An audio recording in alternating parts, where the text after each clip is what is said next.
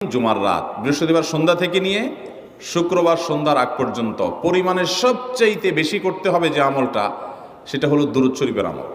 নবী করিম সাল্লাল্লাহু আলাইহি ওয়াসাল্লাম বলেছেন, আকসিরু আলাইয়া মিনাস সালাতি মিন ইয়াউমিল জুমআতি ওয়া লাইলাতিল জুমআহ, তোমরা জুমার দিন এবং জুমার রাতে আমার প্রতি বেশি বেশি দুরূদ পাঠ করবে, দুরূদ প্রেরণ করবে।